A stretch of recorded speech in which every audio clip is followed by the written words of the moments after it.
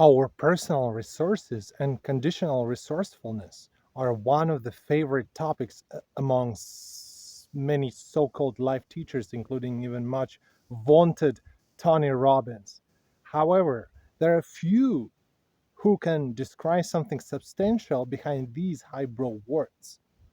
The idea of resources is convoluted and often painful in many aspects. Conditional resourcefulness can be used to refer to a person who made it in life. It's not a question of money or any earthly possessions. It's an internal parameter of personality that is defined by the successful flow of life when you are full of energy, capable of achieving anything you want. It's a splendid condition, but let's think if there is a simple way to arrive there. In such a context, supporters of neurolinguistic programming are especially funny. They say this condition can be anchored and recreated later. Well, try to anchor your internal shape when you have a lot of money and try to recreate it when there is no money at all. There will hardly be a result for sure. Of course, everything is much more complicated. There are a lot of different personal resources, and all of them constantly circulate and turn into each other. So, what kinds of resources do we have? First of all, it's time, it's space, it's will, intention, emotions, physical powers, health, it's acknowledgement in the society, popularity, family, friends, and so on and so forth. And by all means, let's not forget money as a universal equivalent of all other resources. The poor people love to say that not everything can be bought with money, though these statements are quite delusional. Nowadays, with money, you are able to buy almost everything. We feel the presence of resources as energy. When there are a lot of resources, we're throwing off sparks and full of strength.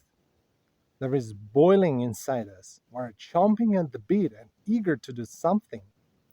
In contrast, when we lack resources, we might even not be able to get out of the bed.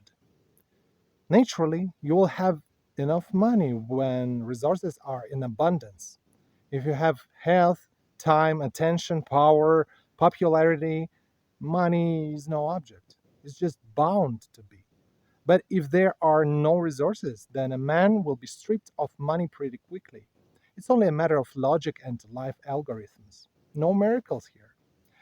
These resources cannot appear out of nowhere. And in order to fix this aspect of life, you will have to reconsider your everyday routine.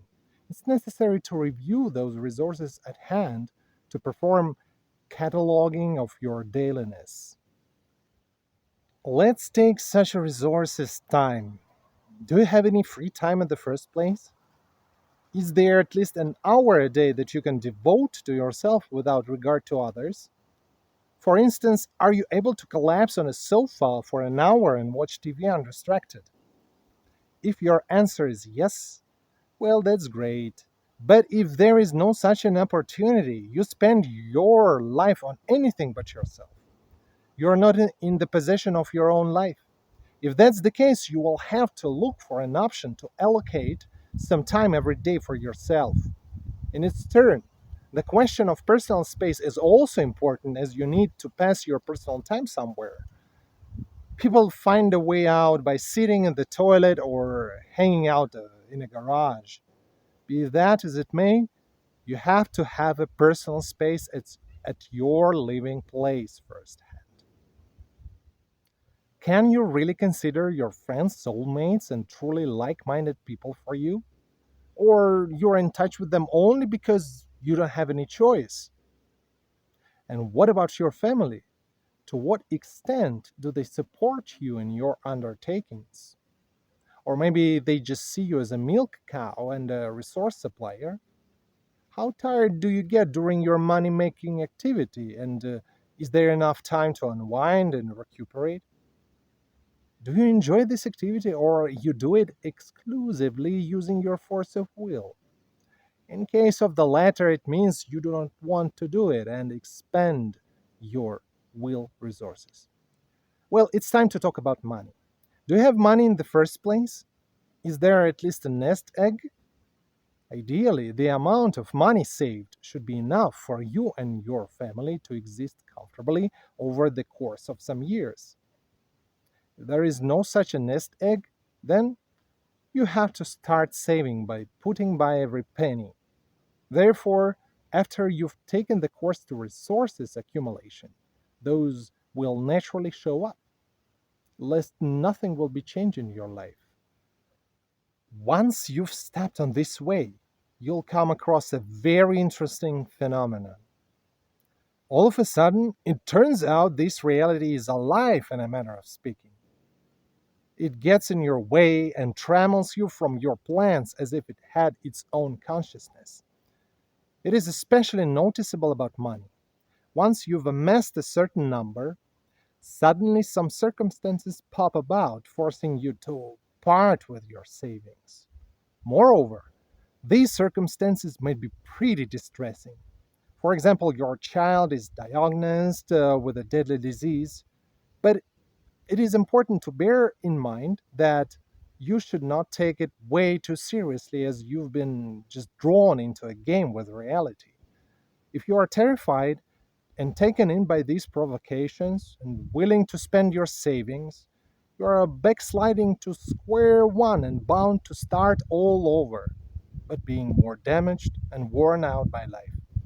If, however, you decide not to give in and to continue follow your way of accumulating resources and investing them into your future, reality backs out and lets you to the next level, whereby it turns out that your child is absolutely healthy and all it was just a blunder made by hospital staff.